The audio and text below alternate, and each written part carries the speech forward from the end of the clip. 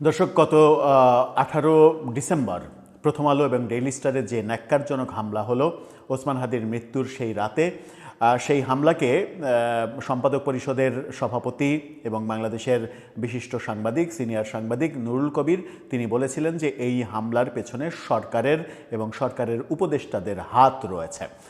সেই অভিযোগ সরকারের পক্ষ থেকে অস্বীকার করা হয়েছিল এবং সরকারের প্রেস সেক্রেটারি একটা আলোচনায় এটাকে ননসেন্স টক বলেছিলেন, অর্থাৎ নুরুল কবির ননসেন্সের মতো কথা বলছেন এরকম বলেছিলেন। নিউজের সম্পাদক এবং সম্পাদক পরিষদের সভাপতি নুরুল কবির তিনি আবারও বললেন যে এটা প্রমাণিত হয়েছে যে এই যে হামলা, প্রথম আলো ডেইলি স্টারে যে হামলা, সেই হামলাটা সরকার হতে দিয়েছে। কি বলতে চাইলেন তিনি, চলুন একটু জেনে দেখি এই ভিডিওতে। থাকবেন পলিটিক্স টিভির নিয়মিত আয়োজনে।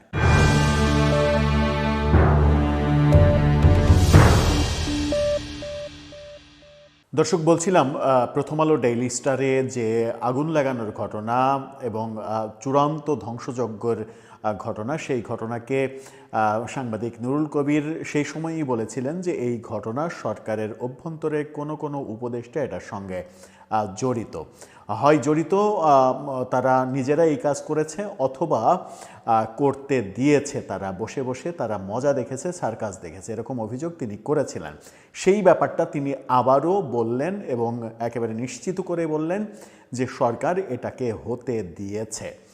সরকারকে আমরা অস্বীকার করতে দেখেছিলাম বিভিন্নভাবে এবং আল জাজিরার সাক্ষাৎকারেও সরকারের প্রেস সেক্রেটারি তিনি অস্বীকার করেছেন। আরেকটি অনলাইন চ্যানেলে তিনি সাক্ষাৎকারে বলেছিলেন যে এটা ননসেন্স টক, অর্থাৎ নুরুল কবির যেটা বলছেন সেটাকে ননসেন্স টক, ননসেন্সের মতো কথা সেটা বলেছিলেন।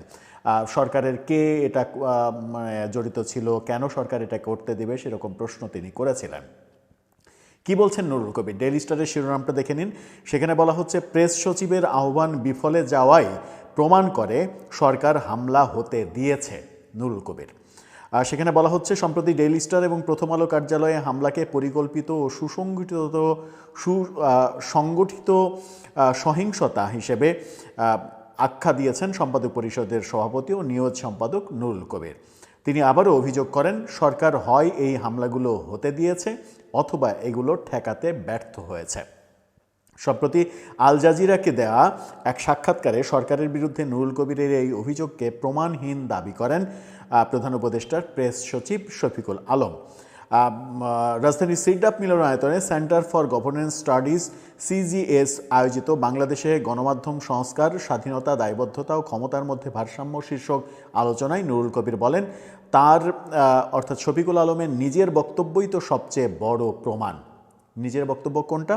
এ সময় নিউজের সম্পাদক নুরুল কবির 2 গণমাধ্যম কার্যালয়ে হামলার রাতে প্রেস সচিবের ফেসবুক পোস্টের কথা তুলে ধরে বলেন, সেখানে শফিকুল আলম জানিয়েছেন তিনি সারা রাত সরকারের সহায়তা চেয়েও পাননি।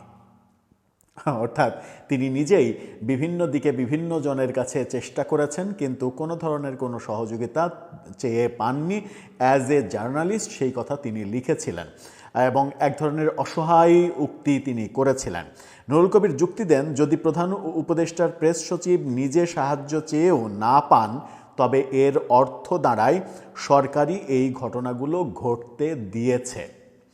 ডেইলি স্টার কার্যালয়ে সাংবাদিকদের অবরুদ্ধ করে আগুন দেওয়ার ঘটনা উল্লেখ করে নুরুল কবির বলেন, এটি কোনো স্বতঃস্ফূর্ত ঘটনা ছিল না, এটি ছিল পুরোপুরি পরিকল্পিত ঘটনা। গণতান্ত্রিক সমাজে সাংবাদিকতার ভূমিকা নিয়ে নুরুল কবির বলেন, ক্ষমতার সমালোচনা করাই সাংবাদিকতার কাজ। যে সাংবাদিকতা বিরোধিতা করে না তা আসলে জনসংযোগ। ক্ষমতায় কে আছে সেটা বড় কথা নয়, ক্ষমতার অপব্যবহার রোধ করাই গণতান্ত্রিক সাংবাদিকতার প্রধান লক্ষ্য। তিনি আরও বলেন, সংবাদপত্রের স্বাধীনতা কেবল সাংবাদিকদের জন্য নয়, বরং এটি জনগণের অধিকার। এর মাধ্যমে জনমত তৈরি হয় যা গণতন্ত্রের জন্য সহায়ক।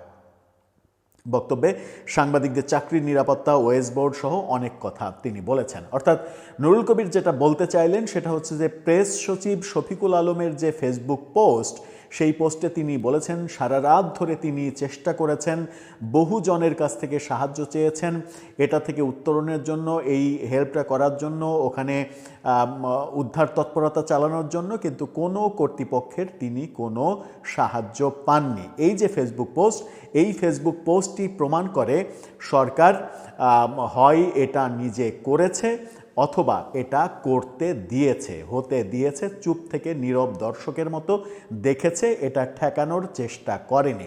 নুরুল কবির আবারও সেই অভিযোগটা সামনে আনলেন, যে অভিযোগটাকে ননসেন্স টক হিসেবে উপস্থাপন করেছিলেন প্রধান উপদেষ্টার প্রেস সেক্রেটারি শফিকুল আলম।